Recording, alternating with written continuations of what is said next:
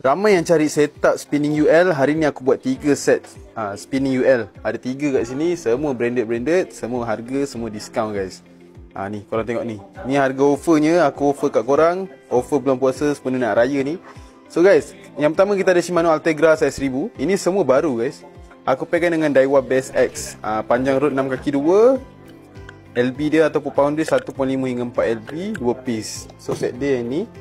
Harga dia guys RM965. Offer untuk korang jadi RM740 sahaja. So ini mesin dia Ultegra saiz 1000. Ni memang baiknya lah. Dia adik seradik. Saiz 1000. Korang nak buat main UL memang ngam. Untuk rod ni Daiwa Base X. Daiwa Base X.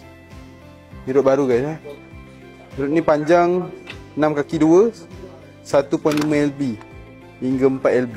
Harga RM740. Ni baru, bukan second hand. Semua kat sini baru. Yang kedua kita ada Daiwa Venus LT saiz 1000 dengan rod Storm Discovery. Panjang rod 6 kaki 6 26 LB 2 piece. Harga dia RM536. Offer RM480 sahaja. Ni harga dia RM536. Offer untuk korang RM480. Mesin memang sangat lawa guys.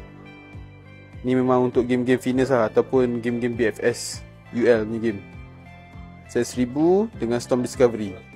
Rod Storm Discovery ni korang tengok reel seat dia. Reel seat dia pun Fuji. Lepas tu ada glitter-glitter lawa guys. Ni colour blank dia, warna coklat. Dia punya LB 2 hingga 6 LB. Cincin semua Fuji guys. Ni harga dia RM480. Dan last sekali guys, kita ada Ryobi Smurf saiz 800 ni dengan Daiwa Aerolite. Ni one set, harga dia RM400. Offer untuk korang RM360 sahaja. Panjang rod 6 kaki 2 hingga 6 LB 2 piece. One set ni colour silver memang lawa guys. Korang tengok Daiwa Ryobi Smurf ni, cantik guys. Gear ratio 5:1. Ni handle dia. Harga RM360 offer. So geng, korang boleh pilih mana satu yang korang nak. Set 1, 2 dan 3. Yang pertama tu Shimano Ultegra, kedua Daiwa Venus, ketiga Ryobi Smurf 800. Ni harga dia. Tu harga offer guys, warna merah tu. Harganya net. Korang kena beli sekarang guys. Sekarang korang kena beli. So kalau korang berminat nak beli, korang boleh PM kita orang pada nombor yang tertera ataupun datang kedai lah. Datang kedai tunjuk set yang mana yang korang nak. So macam biasa guys, apa-apa korang roger je.